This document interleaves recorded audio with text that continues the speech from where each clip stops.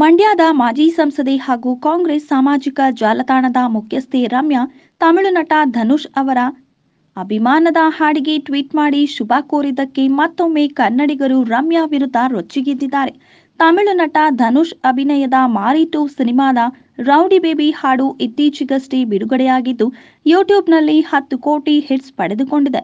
ಇನ್ನು ಈ ಹಿನ್ನೆಲೆಯಲ್ಲಿ ಈ ಸಿನಿಮಾದ ಹಾಡಿಗೆ ನಟಿ ರಮ್ಯಾ ಎಂತಹ ಹಾಡು 100 ಮಿಲಿಯನ್ ಆಗಿದೆ. ಯುವನ್ ಶಂಕರ್ ರಾಜ್ ನಿಮ್ಮ ಬಗ್ಗೆ ಬಹಳ ಖುಷಿ ಆಗ್ತಿದೆ ಅಂತ ಟ್ವಿಟರ್ನಲ್ಲಿ ಶುಭ ಕೋರಿದ್ದಾರೆ.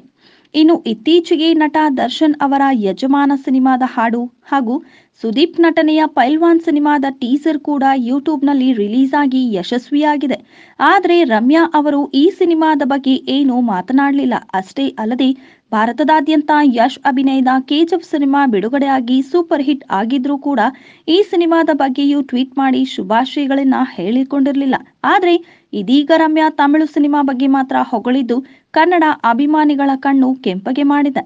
ಇನ್ನು ರಮ್ಯಾ ಟ್ವೀಟ್ ಮಾಡಿ ತಮಿಳು ಸಿನಿಮಾಗೆ ಶುಭಾಶಯ ಕೋರಿದ ತಕ್ಷಣ ಕನ್ನಡಾಭಿಮಾನಿಗಳು ಆಕ್ರೋಶಗೊಂಡು ಟ್ವಿಟರ್ನಲ್ಲಿ ಕಿಡಿಕಾರಿದ್ದಾರೆ.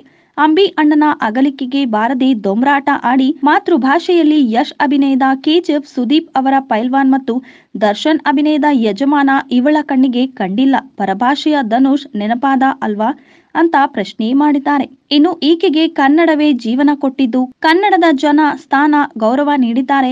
ನಿನ್ನ ಇಮೇಜ್ ಅನ್ನ ಬದಲಾಯಿಸಿದ್ದು ಕನ್ನಡ, ಆದ್ರೆ ತಾವು ಮಾತ್ರ ಪರಭಾಷಾ ಚಿತ್ರಗಳಿಗೆ ರೆಡ್ ಕಾರ್ಪೆಟ್ ಹಾಕಿ ಟ್ವೀಟ್ ಮಾಡೋದು ನೋಡಿದ್ರೆ ಮನುಷ್ಯ ಅಂತ ಕರೆಸಿಕೊಳ್ಬೇಕು ಅಂದ್ರೆ ಸ್ವಲ್ಪ ಆದ್ರೂ ನಿಯತ್ತು ಇರಬೇಕು ಅಲ್ವಾ? ಬಿಡುವು ಇದ್ದಾಗ ಅಂಬಿ ನಿನಗೆ ವಯಸ್ಸಾಯ್ತು ನೋಡಿ ಎಂದು ಕನ್ನಡಿಗರು ಕ್ಲಾಸ್ ತೆಗೆದುಕೊಂಡಿದ್ದಾರೆ. ಈ ವಿಡಿಯೋದ ಅನಿಸಿಕೆ ಮತ್ತು ಅಭಿಪ್ರಾಯಗಳನ್ನು ನಮ್ಮ ಕಮೆಂಟ್ ಬಾಕ್ಸ್ ನಲ್ಲಿ ತಿಳಿಸಿ. ಈ ವಿಡಿಯೋನ ಲೈಕ್ ಮಾಡಿ, ಶೇರ್ ಮಾಡಿ ಹಾಗೂ ಇನ್ನಷ್ಟು ಇಂಟ್ರೆಸ್ಟಿಂಗ್ ಅಪ್ಡೇಟ್ಸ್ಗಳಿಗಾಗಿ ನಮ್ಮ ಯೂಟ್ಯೂಬ್ ಚಾನೆಲ್ ಅನ್ನು ಸಬ್ಸ್ಕ್ರೈಬ್ ಮಾಡಿ.